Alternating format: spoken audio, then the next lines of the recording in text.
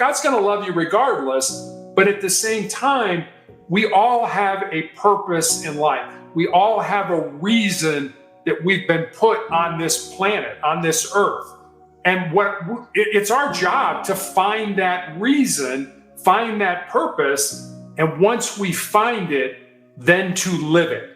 To not just say, okay, that's what I should do, but I don't want to do that. No, that's your purpose. That's why you have unique gifts and talents. Use those unique gifts and talents for the betterment, like I say, of yourself, but certainly of the betterment of your family and of your community and of your country and things like that. So it all, you're right, it all ties together on really what God wants us to do and how he goes about letting us know that, hey, you've got a purpose in life, find that purpose and live it, because it's what I want you to do. Thank you very much, Mr. Terry. Mr. Terry, you have so much perseverance and resilience. That's what I've seen.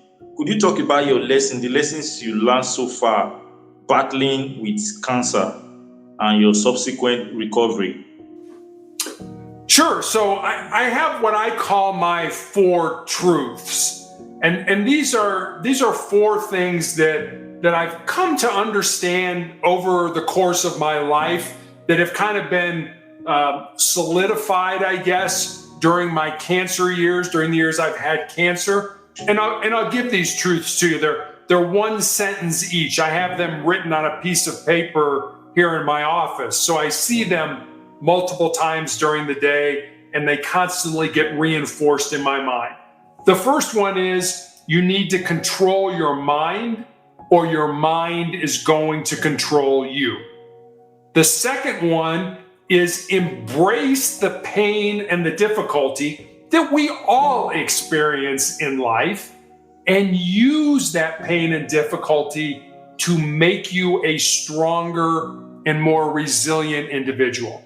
The third one is what I like to call a legacy type of truth. What are you leaving behind in life? And it's this: what you leave behind is what you weave in the hearts of other people. And then the fourth one, I think, is pretty self-explanatory. It's as long as you don't quit, you can never be defeated. And I look at these 4 truths, I call them the bedrock of my soul. They're just a good place, I think, to start to try to build a quality life off of.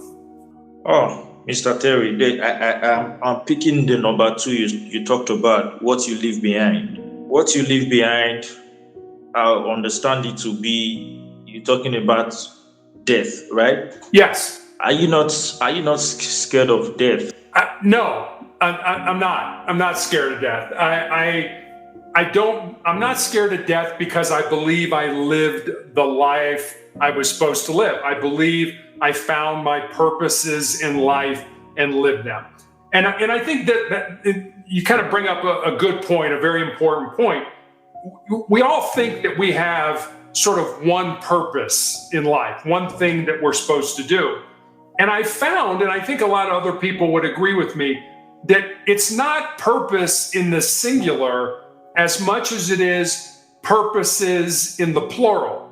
For example, when I was growing up, I felt my purpose was to be in athletics, to play sports. Basketball was kind of my thing. I played basketball starting when I was 9 years old and played all the way up until I graduated from college when I was 21. And then after that, my purpose shifted. I felt that my purpose was eventually to get into law enforcement and to have a career helping people as a police officer. And then again, when I got cancer, I think my purpose shifted again to basically using whatever time I have left on this earth to put as much goodness, as much positivity, as much motivation, as much love back into the world as I possibly can. So I believe I have found my purposes in my life. I've lived them based on the unique gifts and talents that I possess. So dying is not so much something that I fear as much as it is something that for me is what's next in my life. my physical body may not be here, but my heart, my mind, and my soul, which is really who we are. This body is just a house or a vessel that we use to contain, to hold, to house our heart, our mind, and our soul. The body will eventually die. It will go away. It will decay. But our heart, our mind, and our soul, they are eternal. They will go on.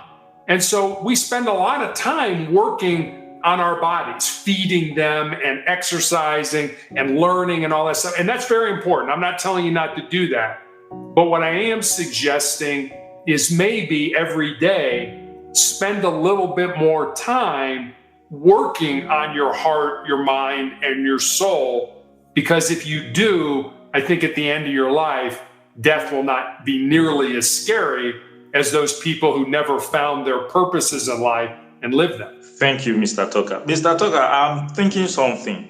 I'm thinking why you have this mindset might be because you were a police officer. You were also in athletics. Is it true what I'm saying?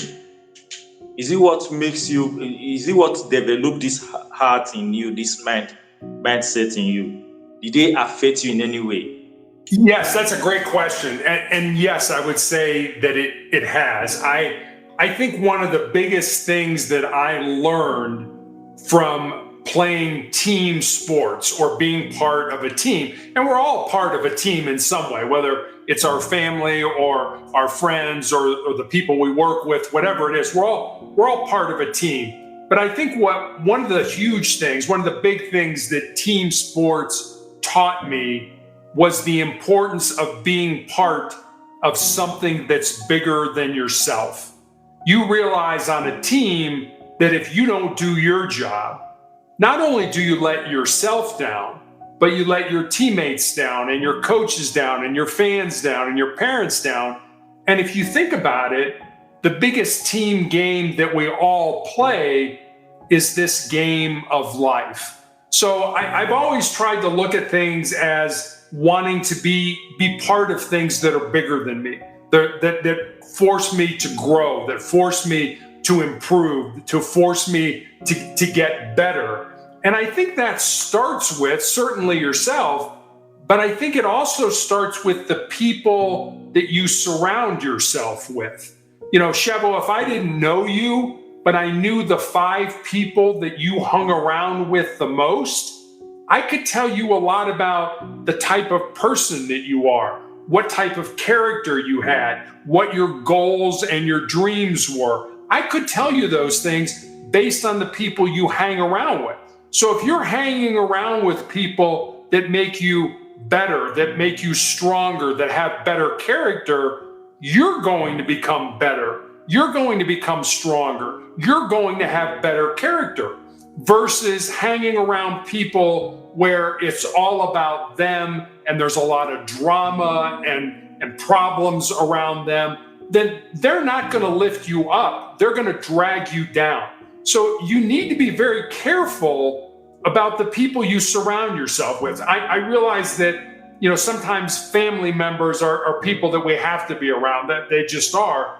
But I would suggest that if those people aren't making you better, that you try to distance yourself from them as much as you can. I realize, again, if it's family, you may not be able to do that. But surround yourself with people that make you better.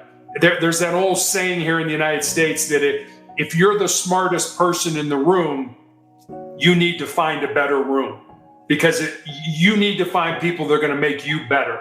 And as a result, there needs to be people hanging around you who you make them better as well. It kind of all connects with each other. We're not isolated. We're not, you know, if the COVID virus taught us anything, it's the importance of how we are connected to each other, that we need to care about each other, that we need to love each other, that we need to make each other better. And if we do that, then all of a sudden the world gets better, one person at a time. Thank you very much. Thank you very much, Mr. Terry. Mr. Terry, you